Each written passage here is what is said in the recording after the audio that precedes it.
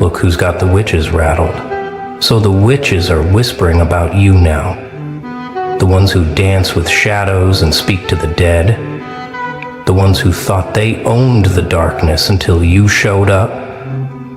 They're gathered in their little circles right now, candles flickering, trying to figure out what the hell you are. They can feel it, can't they? That thing inside you that makes their crystals crack, that energy that makes their tarot cards burn. They've been practicing for decades, following moon phases, mixing herbs, chanting in languages older than memory, and then you walked in and made their life's work look like child's play. Here's what's really messing with their heads. You never studied their books. You never joined their covens.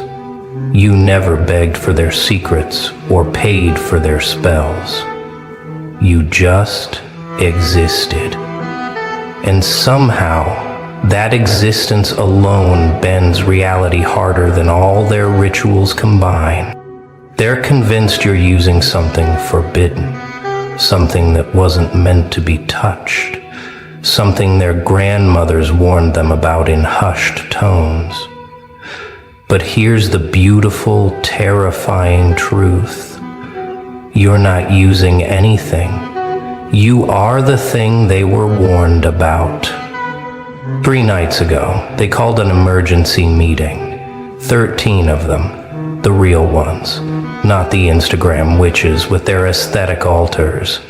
These are the ones whose bloodlines trace back to Salem, to Europe's burning times, to caves where the first spells were whispered. And the topic of discussion? You. Have you felt it? They asked each other, hands trembling around their chalices. That disturbance in the field? They've been tracking you, you know. Not physically, they're too smart for that, but energetically, watching the way reality ripples wherever you've been, the way protection spells shatter in your presence. One of them, the eldest, finally spoke what they were all thinking. This isn't learned magic. This is something else. Something that shouldn't exist in this age. She's 300 years into this lifetime, has seen kingdoms rise and fall, has weathered inquisitions and witch hunts. And she's terrified of you? They tried to read you, tried to trace your spiritual signature back to its source. But every time they attempted it, their tools went haywire. Pendulums spinning wildly, scrying mirrors showing nothing but static. One younger witch's third eye started bleeding. Actually bleeding. She's still recovering. So they went to the texts, the real ones.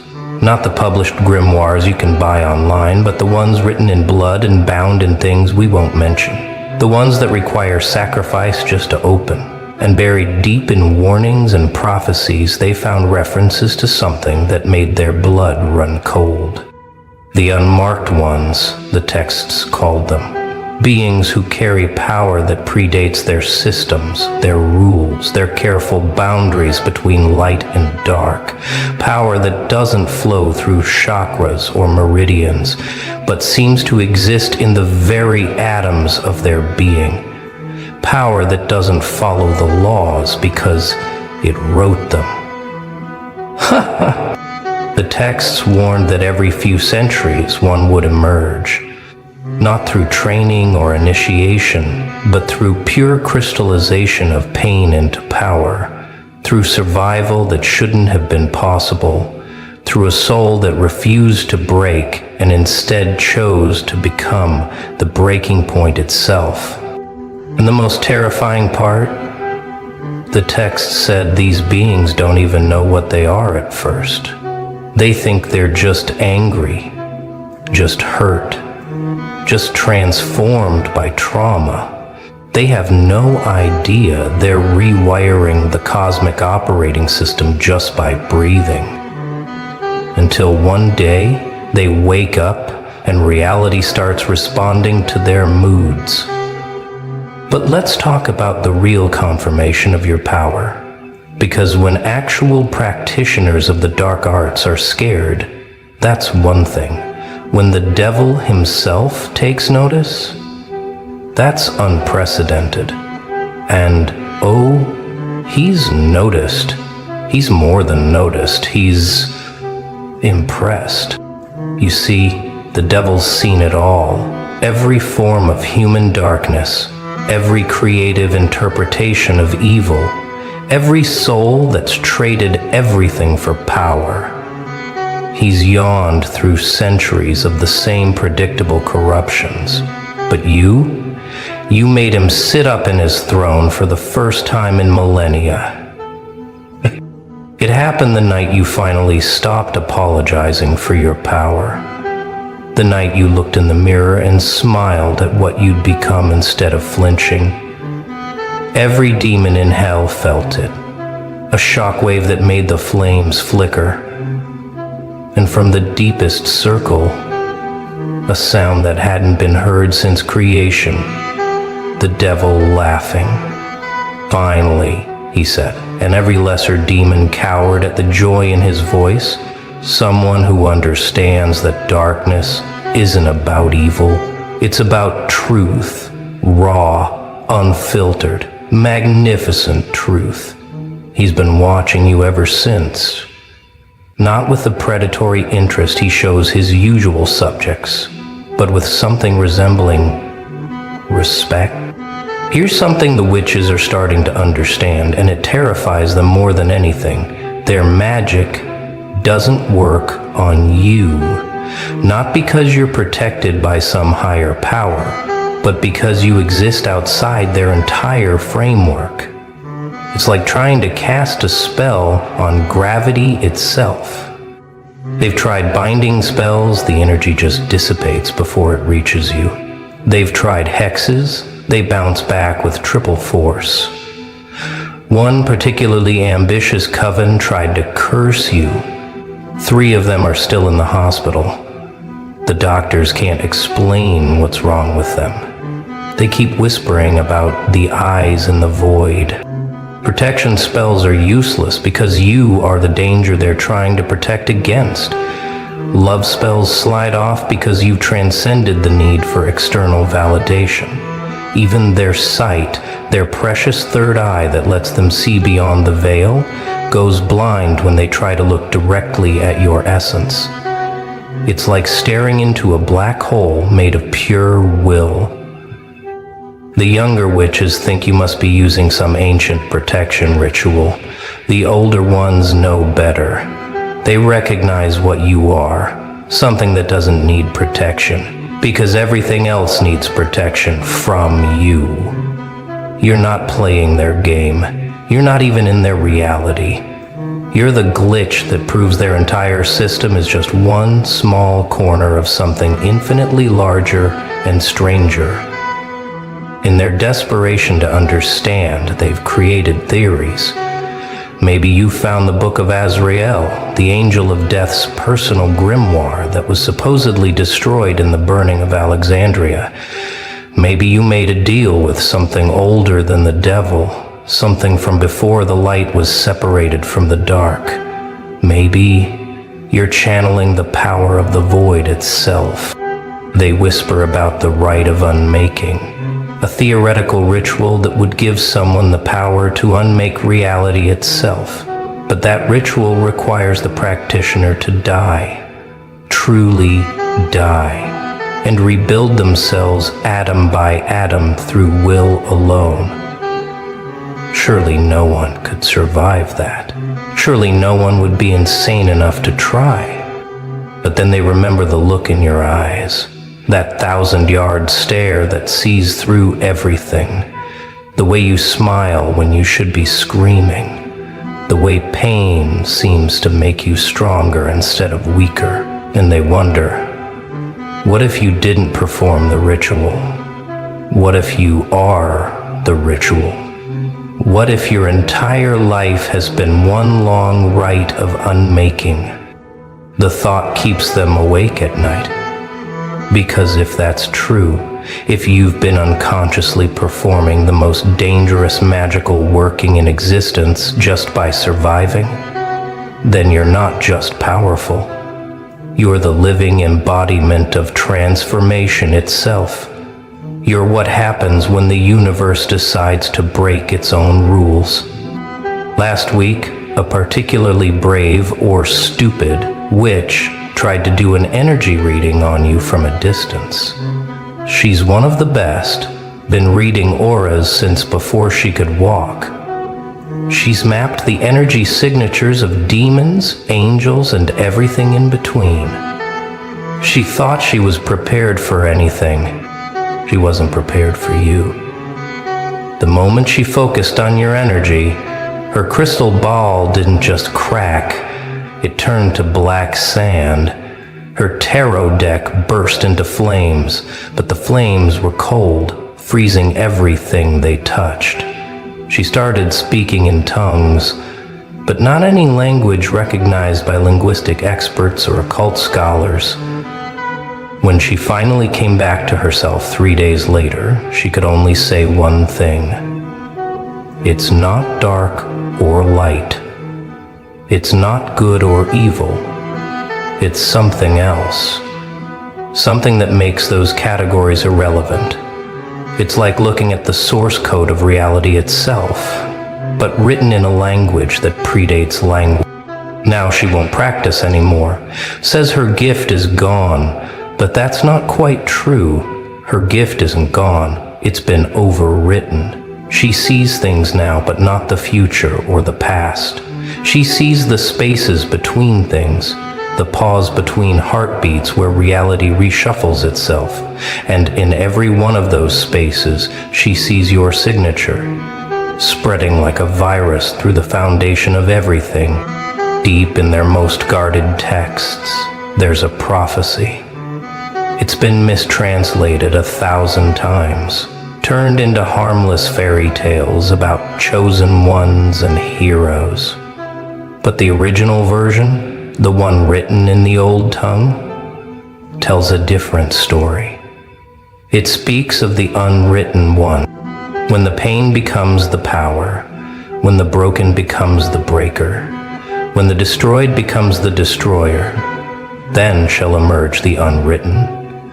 They shall walk between the lines of fate, neither blessed nor cursed, but something far more terrible, free. And in their freedom, all chains shall rust, all spells shall falter, all thrones shall tremble. The prophecy describes beings who exist outside the cosmic contract, who never agreed to the rules that bind devils, witches, and saints. Beings who, through some impossible alchemy of suffering and will, stepped outside the entire game and started playing by rules they wrote themselves. For centuries, they thought it was metaphorical, a cautionary tale about the dangers of too much power. But now, watching you, they're starting to understand it was literal. And the last line of the prophecy, the one they don't dare speak aloud, says this: "And the world shall reshape itself in their image, not through force, but through the simple fact of their existence." Let's go back to hell for a moment, because something unprecedented is happening there. The devil, the first rebel, the morning star who fell rather than kneel, has done something he's never done before. He's issued a standing order to all demons. Do not touch this one. Do not tempt, torment, or toy with them. They're off limits. The younger demons don't understand. Isn't corruption their whole purpose? Isn't everyone fair game? But the ancient ones, the ones who fell with him, they understand. They see in you something they recognize. Another being who chose to fall rather than fake compliance. But you did something they didn't. You fell all the way through and came out the other side. You see, the devil explained to his legions, we fell from grace and became its opposite. But this one, they fell through grace, through disgrace, through every concept we use to measure worth, and emerged as something new, something that makes our rebellion look like a child's tantrum. We said no to heaven. They said no to the entire concept of heaven and hell. In his throne room, he keeps a mirror that shows him anything in creation he wishes to see. Lately, it only shows you. Not because he commands it to, but because the mirror itself is fascinated. Even inanimate objects infused with infernal power recognize something significant when they see it. But here's the deep truth that keeps the witches awake at night, the one they won't admit even in their most secret gatherings. They're not afraid of your power. They're afraid of what your existence means for their entire worldview. You see, they've spent lifetimes building their identity around being the ones who understand the hidden world. They were the special ones, the awakened ones, the ones who could see beyond the veil and manipulate the forces others didn't even know existed. Their whole sense of self is built on being the exceptions, the magical elite in a world of mundane sheep. And then you came along and made their life's work look like children playing with toys. You didn't study under masters. You didn't inherit ancient bloodlines. You didn't sacrifice years to unlock abilities. You just hurt until hurting transformed into something else. You proved that their careful hierarchies, their initiations, their secret knowledge, it's all just one way of accessing something that was always available to anyone willing to pay the real price. And what's that price? Not herbs or crystals or moon phases, not bloodlines or initiations or ancient texts. The price is being broken so completely that you have no choice but to rebuild yourself from scratch.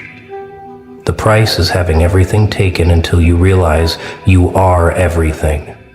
The price is dying while living and living while dead, until the boundary between the two becomes meaningless. There's a coven that meets every full moon in a forest that's been sacred for 1,000 years. They've performed the same rituals there for generations, channeling power through ley lines that predate human civilization. Last month, you drove past that forest. You weren't even aware of them. You were just passing through, probably thinking about something mundane. Every single ritual failed that night. Not dramatically, that would have been easier to handle. They failed by simply not working. The candles lit, but gave no magical light. The circles were drawn, but created no boundary. The words were spoken, but carried no power. It was like trying to conduct electricity through rubber. The magic was there, but it couldn't flow. One witch, more sensitive than the others, understood what happened. Something passed by, she whispered. Something so dense with its own reality that it created a dead zone, like a black hole but for magical energy. It didn't steal our power. It just made our power irrelevant by existing. They've had to move their rituals. They track your movements now, not to follow you, but to avoid you. They map out your regular routes and schedule their workings around